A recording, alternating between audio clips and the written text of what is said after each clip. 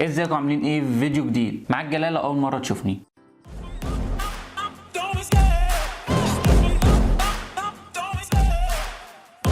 ما تقلقش، هتشوفني كتير كتير كتير. متنساش تعمل اشتراك للقناه وتعمل لايك لو الفيديو عجبك، وتسيب كومنت باحسن حاجه عجبتك في الفيديو، ولو برضو عندك انتقاد ممكن تكتبه، احنا بنسمع لكل الانتقادات، ما تقلقش جدا، كل الانتقادات كلها. طيب فيديو النهارده بخصوص مستر بيست. مستر بيست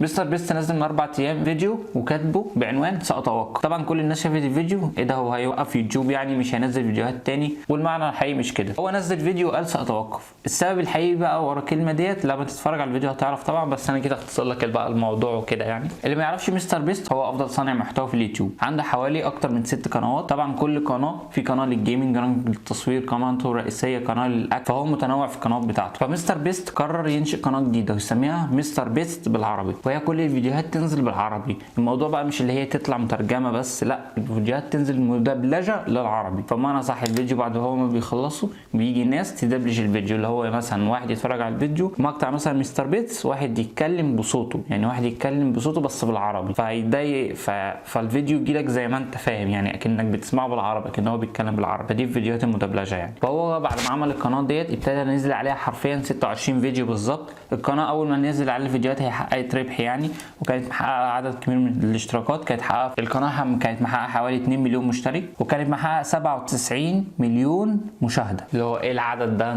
انت بتتكلم في قناه عليها 26 فيديو بس محققه 97 مليون مشاهده. 97 مليون وهي عليها 26 فيديو بس. صباح الخير يا مصر، صباح الخير. ايه بقى هو سبب توقف مستر بيست عن القناه ديت؟ القناه ديت كانت اولا بيتكلفوا فلوس، بيتكلفوا اللي هو الوقت، يعني بمعنى صح الفيديو دوت اتعمل النهارده فبيتكلف وقت قبل ما الفيديو يتدبلج فينزل في وقت تاني خالص. يعني هو نفس الفيديو لو نزل على قناته الرئيسيه ممكن ينزل لك بعدها بيوم، بثلاثه، باسبوع، على حسب الفيديو خلص امتى من الدبلجه بتاعته. فدلوقتي اليوتيوب راح عامل حاجه جديده جدا في الفيديوهات. انت لو هي مش الله اعلم جديده مش جديده، بس انا لسه واخد بالي منها. هي علامه السي سي. لو انت دخلت علامه السي سي ديت هتلاقيها فوق، هي دي معناها اللي هي بتترجم لك الفيديو تحت، بتكتب لك كابتشن كل جمله بتتقال. يعني بمعنى اصح دي حاجه احنا اللي يعني بمعنى صح اللي بينزل الفيديو هو اللي بيحطها، يعني بيفتحها في الفيديو، يعني بيسمح اكنها تبقى موجوده او مش موجوده. فانت لو جيت بصيت عليها في معظم القنوات هتلاقيها شغاله. في قنوات تانية اللي هي بالعربي ممكن ما تلاقيش شغاله اصلا، بس مثلا لو دخلت على قناه مستر بيتس ودوست على السي سي ديت هتظهر لك اللي انت هيظهر لك كابتشن تحت. انت دلوقتي الكابتشن دوت هيظهر لك فيا بكذا لغه، انت بتحدد اللغه اللي انت عايزه يظهر بيها. يعني مثلا انا اختار العربي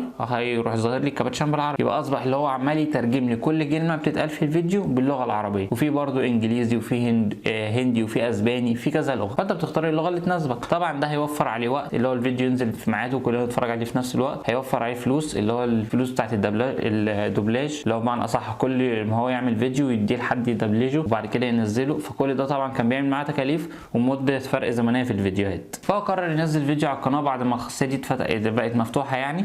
قرر ينزل فيديو قال سأتوقف، وابتدى يشرح اللي هو مش هينزل فيديوهات تانية على قناه مستر بيست بالعربي، ويبتدي ينزل فيديوهات على القناه الرئيسيه واي قناه تانية رئيسيه بتوعه.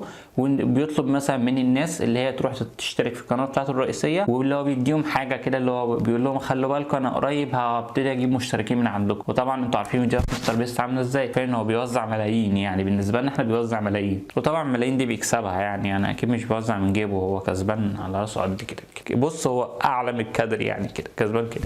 فهو عامه مش هيعتذر ولا حاجه، هو كل الموضوع بس اللي هو حابب يعمل اللي انت تخش تشوف الفيديو بس بسرعه مش اكتر، اللي هو عنوان ملفت. وتاني حاجه بيحفزك اللي انت تروح القناه بتاعته الرئيسيه عشان تشترك فيها. بس هو ده كل اللي حصل عن ده، هو ده كل الموضوع بالنسبه للفيديو دوت. هو حرفيا هو محتوى كويس جدا وبيعمل الصراحه اعمال خير. عايز تشوف الاعمال الخير بتاعته او معظم الحاجات هتلاقيه كاتبها، يا اما مصوره فيديوهات يا اما مختصره وكاتبها في الديسكربشن بتاع القناه بتاعته. هتخش على قناه مستر بيتس اباوت هتلاقي الديسكربشن بتاعه كاتب معظم الحاجات اللي هو عملها بس. وهي دي كل حاجه، مش هيعتزل يعني ولا حاجه. ده انتوا ما تعرفوش ده بيكسب الكلام ده. انا نفسي يشغلني معاه مثلا مساعد، امسك مساعد ايه حقيبه مثلا امسك الكاميرا. لا طبعا انا مش نفسي في حاجه، ان شاء الله هبقى احسن منه. لازم ابقى حاطط قدامي لان هبقى احسن من اللي قدامي، مش غرور، بس لو انا شايف مثلا اللي ربنا برزقه بحاجه اكيد ربنا هيرزقني برده بحاجه متميز فيها. فان شاء الله ربنا هيرزقني بحاجه برده انا متميز فيها.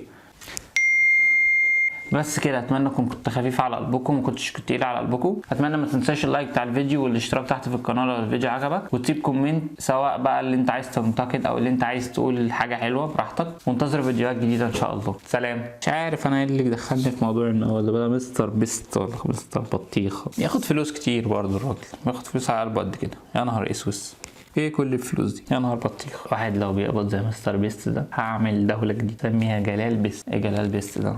حاسس نفسي عصير. يلا يا عم اقفل.